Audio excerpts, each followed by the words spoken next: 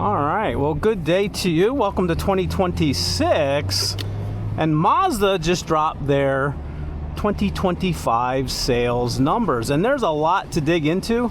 I did this report last year for their 2024, which was like one of their best years ever. Actually, it was their best year ever in the North American market.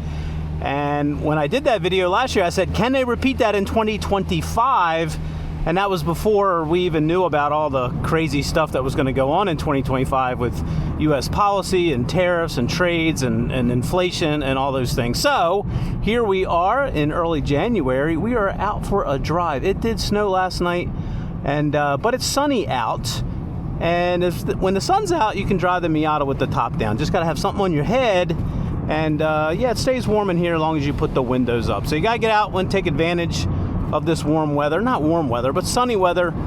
The only downside is there is some salt on the road that's getting on the bottom of this Miata MX-5. So we'll have to deal with that. But anyway, let's dive into these numbers. So the big picture is that Mazda sales, at least in the U.S., declined a smidge, maybe like around 3%. I don't have all these numbers in my head, so I will put them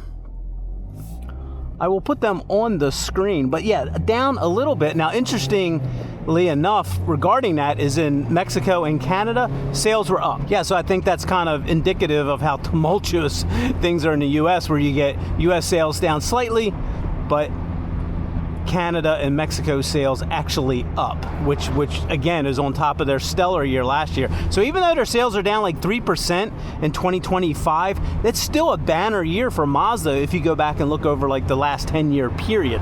Now, if you start breaking these sales number down by model, we'll just start with the bad news or the losers in the lineup. And of course, the Mazda 3, whether it be the sedan or the hatchback, it's 6 or 7 years into this current life cycle. It continues to drop off despite being a really good value. Given how expensive cars are, you can get really good deals on these, but it continues to drop off significantly. I guess I was not surprised by that. I guess the car that I was most surprised at by its drop off in sales, that's good. You run your stop sign.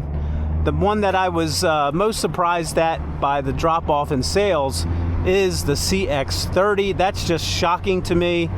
And I guess the issue there is the CX-30 is just too small to be competitive in that class. CX-30 has always outsold the Mazda 3 because I just think it's a better all-around car for most people. It's just on the small side. Let's see, what else is going on there? So Mazda 3, CX-30 are losers. The cash cow for Mazda continues to be the CX-5, but sales are down just a smidge. And I think the reason sales were down a smidge is because of the upcoming CX-5 and the growing popularity with this, which is the CX-50. The CX-50 is the star this year for its increased sales. Mazda has finally taken hold. Let's go this way.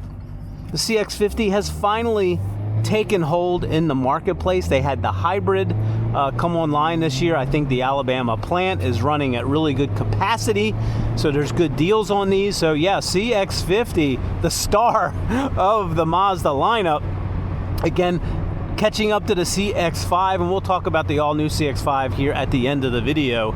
If you drop down to the big money makers in the lineup, that's the CX-90, CX-70 twins. CX-90 held its own this year, maybe just a smidge increase there, but the big news there is the CX-70. I think Mazda knew what they were doing when they brought this out, because if you add the CX-70, CX-90 sales for 2025, outstanding compared to 2024. So they did exactly what they needed to do with that car as far as bringing up those total sales. So yeah, CX-70, CX-90 sales, that's the big cash cow. I never know if people are really going to stop at this stop sign. This is what, look at her. She just now looking, and she's going to run it. She's going to run it. Oh, lovely. One thing about driving your MX-5 Miata around is you pay attention, you defensively drive, and I would never just go through that intersection without making sure folks are going to. Anyway, sorry, I'm off track there. Where was I? CX-90. Again, that's the cash cow. That's what needs to make money. They have simplified that trim levels for the hybrid. I don't have this breakdown of the hybrid versus the plug-in hybrid or the plug-in hybrid versus the mild hybrid. I don't have that breakdown, but I think the CX-90, CX-70 is still doing what Mazda needs it to do as far as cash flow. All right, let's drop down to the Mazda Miata. I think that's the only one left on the list here. Mazda MX-5 Miata sales were actually up. It's not a big volume sales car for Mazda, but the fact that it was up, I'm not exactly sure why. I think tariffs may be scaring people. I know I was kind of put over the fence to purchase this year because I didn't know what 2026 was going to hold. Right now, the United States has a 15% tariff on Japanese-made cars. 15%, or let's just roughly say 10% in addition to what it used to be on top of a roughly $30,000, $35,000 car. These are really big increases for people to have to absorb. So anyway, MX-5 Miata, I know Mazda does a really good job of getting Miatas in the hands of journalists, in the hands of YouTubers, so I think that might have had something to do with the sales increase. You had the MX-5 Cup continuing to increase in popularity, so I think all those are really leading to the fact that this is still a good bargain if you want a relatively low-cost sports car. So did I cover everything? Let's talk about the upcoming CX-5. Again, the CX-5, CX-50 are the cash cows as far as volume, and the CX-5 that's coming up, it's going to be, so whereas 2025 was a year of can they just hold their own, I think 2026 could be a little interesting as the CX-5 debuts, because man, it's got to be a hit. It's got to be successful. It's going to be bigger. I think it looks really good. There's some criticism over the interior right now. I think until people drive it, see how much sound deadening, see how much more refined it is, see how competitive it is against some of the other cars in the market.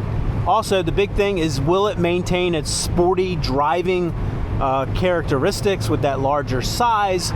And I think a lot of things that could hold it back in 2026 is the fact that there is no new engine choices. The turbo is gone, which wasn't a big volume seller, and you have to wait until 2027 to get that in-house Mazda hybrid system. So 2026 is going to be dicey for Mazda. We'll see what happens with tariffs. But all in all, I think Mazda had a stellar year. If you're a Mazda fan, I think you have to be encouraged. They did win up to, I think they got 8 IIHS Top Safety Plus Pick Awards. So that's a huge, huge win for them if you want a safe car. And again, MX-5 Cup popularity, hubbub, and the buzz that's going on right now around the upcoming CX-5. I'm having a little bit of a brain fart because I don't know where I'm at. Okay, I know where I'm at now. Sometimes I just drive. So having a good time out here driving. We are on some home roads right now. Okay, so what you need to do is you need to comment below. Let me know what your thoughts are on the lineup in general. Let me know your thoughts about the upcoming CX-5. And if you like this, definitely subscribe. We do need subscribers. We do need your support in 2026, so we'd love to have you come along for the ride. Anyway, Happy New Year to you if you're watching this in January. And as always, have a great day, morning or evening, wherever you may be.